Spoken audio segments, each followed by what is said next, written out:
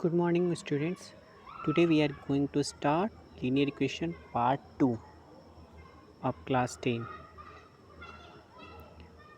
तो इसको स्टार्ट करते हैं रिवीजन ऑफ पार्ट 1 से, यानी पार्ट 1 में हमने जो पढ़ा था उसको रिवाइज कर लेते हैं जल्दी से।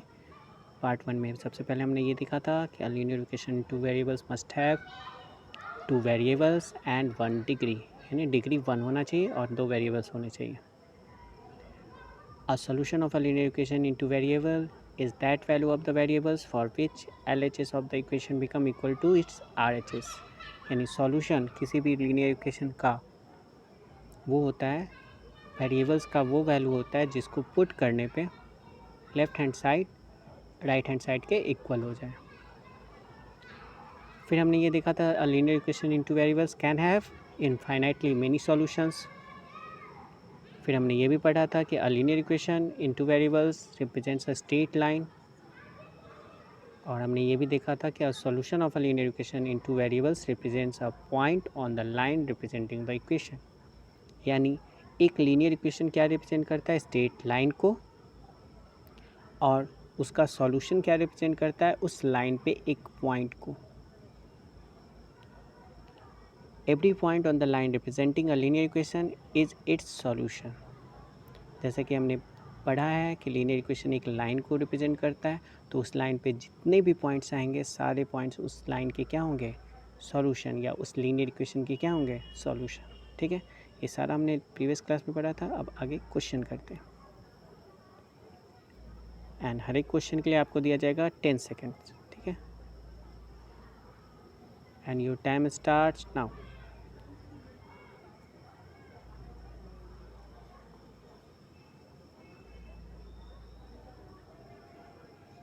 Time up, and the answer is B.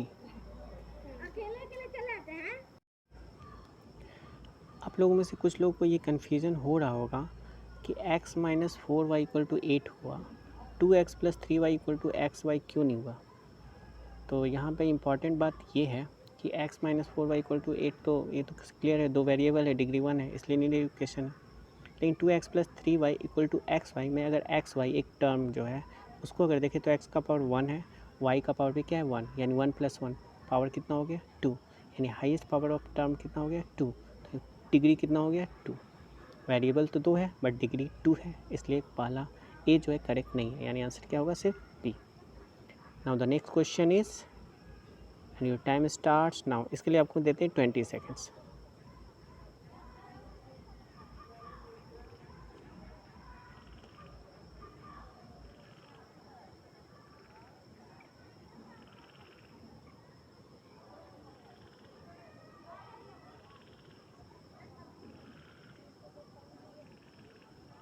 Time up. ठीक है, correct answer is all of the above. ठीक है, यानी x plus y equal to 5। Question ये है कि which of the following is a solution of the equation x plus y equal to 5। इनमें इसमें से कौन सा जो है x plus y equal to 5 का सॉल्यूशन है। तो x की वैल्यू 1 पुट करते हैं ऑप्शन ए से, और y की वैल्यू 4 पुट करते हैं, तो LHS RHS के बराबर आ जाता है 1 प्लस 4 5। तो यानी A answer is correct.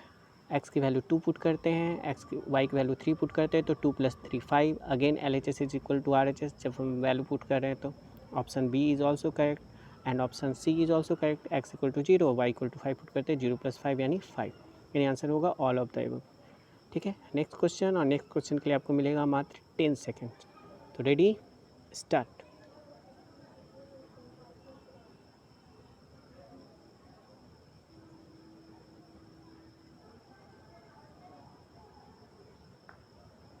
Time up, and the right answer is straight line. ठीक है, तो 2x minus y equal to 7 जो कि एक लीनियर इक्वेशन टू वेरिएबल है, ये क्या रिप्रेजेंट करता है, स्ट्रेट लाइन। बहुत सिंपल क्वेश्चन था। Now the next question is, how many solution does a linear equation in two variables can have, और आपको टाइम मिलता है 10 second.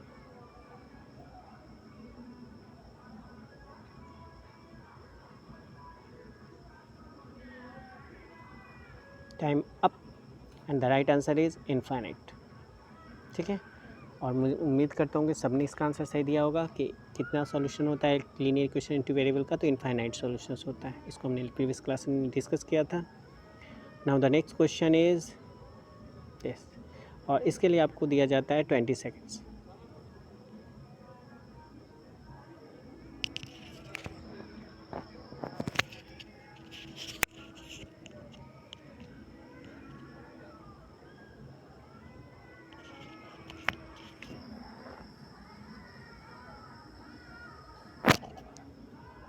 Time up and the right answer is 3।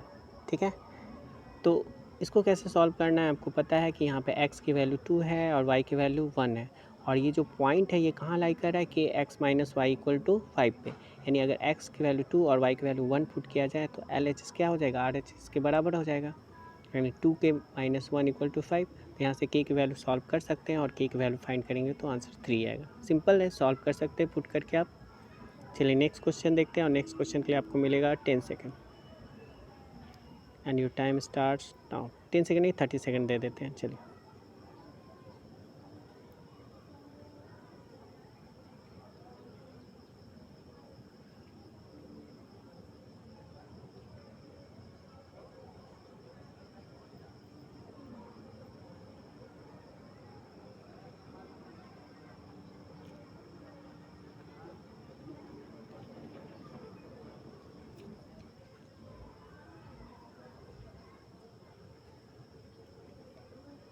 Time up है ना, और right answer क्या होगा, तो यहाँ पे आप देख सकते हैं कि पॉइंट कैसा है 0 0 1 1 2 2, यानी जो x है वही y है, जो x है वही y है ना।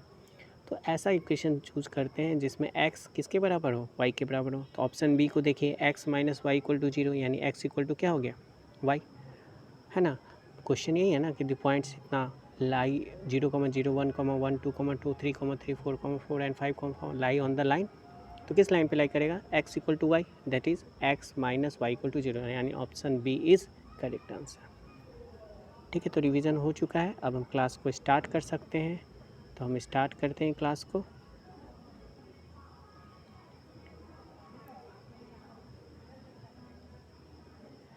Pair of linear equations in two variable. तो सबसे पहले हम ये पढ़ते हैं pair of linear equations in two variable क्या होता है, यानी आज रियल में क्लास स्टार्ट हुआ था इनका। अभी तक हमने पढ़ा था linear equation in two variable, एक लीनियर इक्वेशन के बारे में।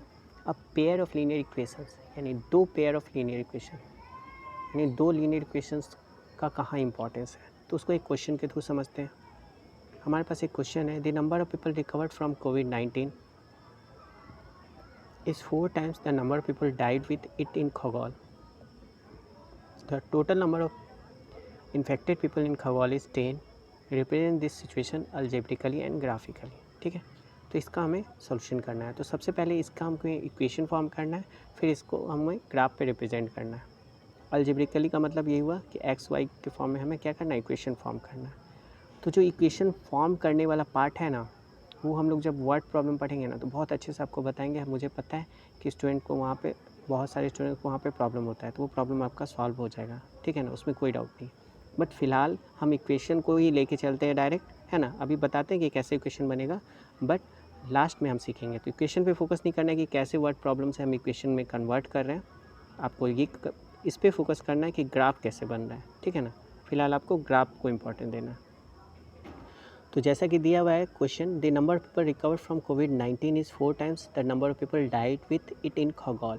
तो हम लेट कर लेते हैं कि number of people died and recovered are x and y respectively, यानी पीपल डाइड को हमने क्या मान लिया, एक्स, और जो रिकवर्ड हो गए हैं उसको हमने क्या मान लिया, वाई। ठीक है, तो अगर ऐसा मान लिया तो हम इस वाले जो ग्रीन कलर से शेडेड है उसको हम x से रिप्लेस कर सकते हैं, क्योंकि इसकी वैल्यू हमने x ले ली, और जो इधर है इसको हम क्या से रिप्लेस कर सकते हैं, y। अगर इन सबको रिप्लेस कर दिया जाए और फिर से पढ़ा जाए तो एकदम सिंपल से आपको दिख रहा है y इज़ 4 टाइम्स x, है ना। टाइम्स का मतलब क्या होता है, मल्टीप्लाई, इज़ का मतलब इक्वल टू, तो y क्या है, x का 4 गुना है। तो इसको अगर हम रिप्रेजेंट करना चाहें इक्वेशन के फॉर्म में अल्जेब्रिकली, तो हम लिख सकते हैं y equal to 4x। Clear है। और अगर हम total number of people, infected people की बात करें, तो total number of infected people in खगोल वो कितना है, वो है 10। तो इसमें तो दोनों ही इंक्लूड होंगे, मतलब जो डाइड हो गए वो भी और जो रिकवर्ड हो गए वो भी, यानी दोनों में इंक्लूड होंगे, यानी x प्लस वाई। तो वैल्यू क्या दिया हुआ है, x plus y equal to 10। तो मेनली हमें ये रिप्रेजेंट करना था। तो अगर ये आपको इक्वेशन फॉर्म करना नहीं भी आया वर्ड से, तो वर्ड प्रॉब्लम हम आगे पढ़ेंगे अच्छे से। फिलहाल हम इसको ग्राफ पे रिप्रेजेंट करना देखते हैं, ठीक है। तो ये हो गया अलजेब्रिकल रिप्रेजेंटेशन ऑफ द सिचुएशन, ठीक है। अब इसको ग्राफ पे कैसे रिप्रेजेंट करते हैं, तो क्या करते हैं, एक एक करके हम सबका सॉल्यूशन फाइंड करते हैं और उसको हम ड्रॉ करते हैं। जैसे यहाँ पे now to represent them graphically we need to find their solutions. तो सबसे पहले हम कंसीडर करते हैं y इक्वल टू 4x को और इसका सॉल्यूशन फाइंड करते हैं। तो इसके लिए x इक्वल टू 1 पुट करते हैं। तो x इक्वल टू 1 पुट करेंगे तो y इक्वल टू क्या होगा, 4 into 1, that is y equal to 4। तो ये एक सॉल्यूशन निकल गया। अब हम क्या करते हैं, x इक्वल टू -1 पुट करते हैं। तो y इक्वल टू क्या आएगा, 4 into -1, that is y equal to -4। और वहीं हम x इक्वल टू 0 पुट करते हैं तो y इक्वल टू हमें क्या मिलेगा, 4 इंटू 0 यानी y इक्वल टू 0।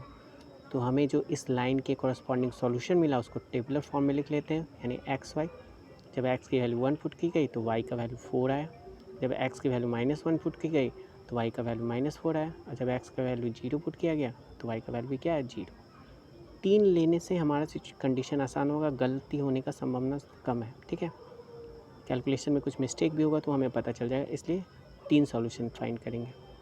चलिए आगे हम लोग देखते हैं। नेक्स्ट इक्वेशन हमारा क्या है, x plus y equal to 10।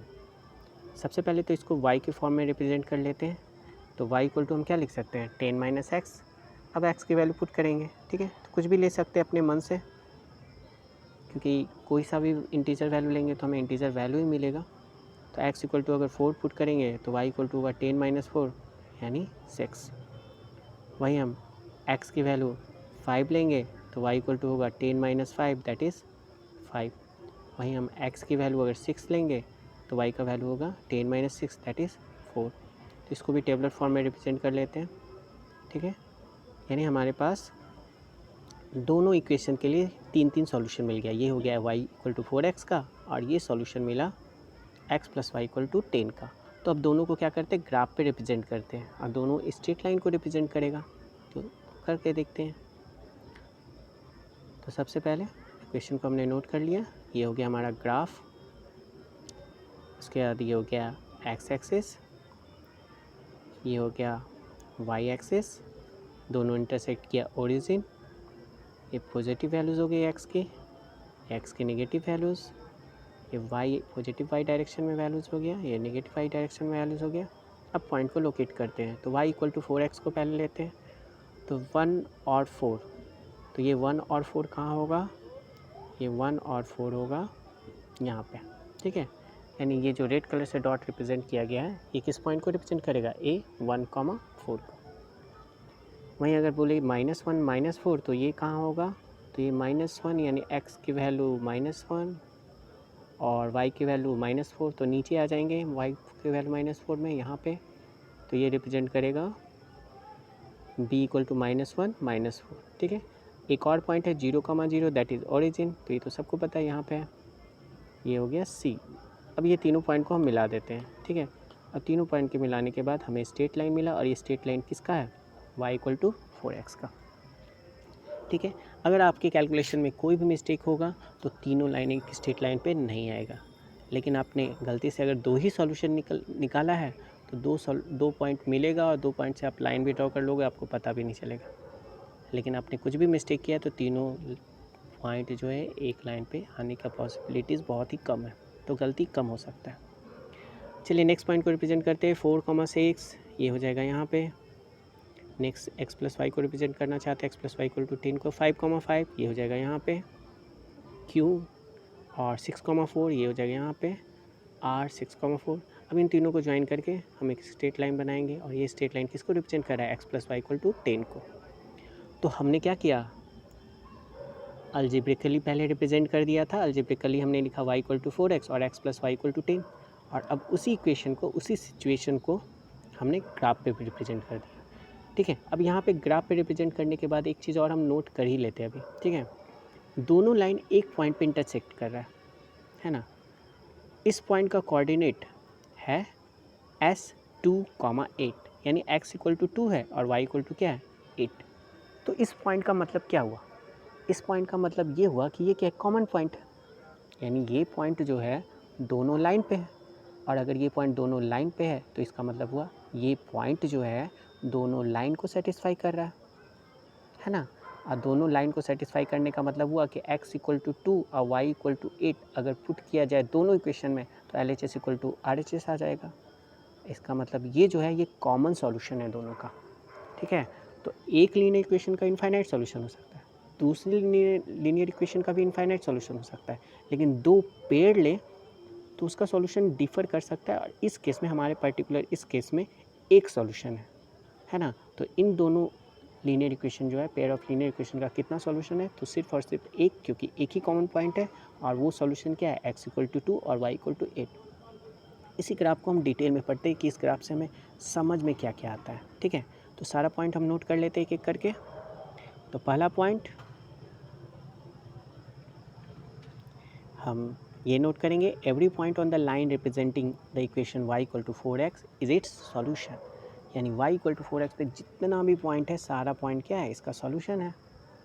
वहीं अगर हम बात करें x plus y equal to 10 के, तो x plus y equal to 10 पे भी जितना भी पॉइंट्स है ये सारा इसका सॉल्यूशन है ना। तो इसलिए हम कह सकते हैं कि a linear equation into variables has infinitely many solution. क्यों? क्योंकि एक लाइन पे कितना पॉइंट्स होता है, इनफाइनाइट पॉइंट्स होता है, इसलिए a linear equation into variable has how many solution, infinite solution. अगर दोनों को मिला दिया जाए, ठीक है, तो दोनों का कॉमन पॉइंट क्या है, पॉइंट ऑफ इंटरसेक्शन, यानी the point of intersection S2,8 is a common point which is a solution of both the equation. ये जो कॉमन पॉइंट आया दोनों का क्या है, दोनों पे कॉमन है, मतलब दोनों का क्या है, सॉल्यूशन है। तो जो दोनों का सॉल्यूशन है वही पेयर ऑफ लीनियर इक्वेशन का सॉल्यूशन है, ठीक है। तो हम यही कहते हैं कि hence x equal to 2 and y equal to 8 is the solution of the given pair of equations. Clear है। और ये हमको सॉल्यूशन भी दे रहा है और हमें ये भी बता रहा है, इसका इन्फॉर्मेशन क्या दे रहा है, हमें ये भी बता रहा है कि now we can say that कि the number of people died with कोविड-19 वो कितने हैं, 2 है ना, यानी x जो हमने लेट किया था वो क्या गया 2, और the number of people recovered of कोविड-19 वो कितने हो गए 8। तो ये फाइनली हमें सॉल्यूशन मिल गया, ठीक है, ग्राफ के थ्रू हमने सॉल्यूशन फाइंड कर लिया। क्लियर है।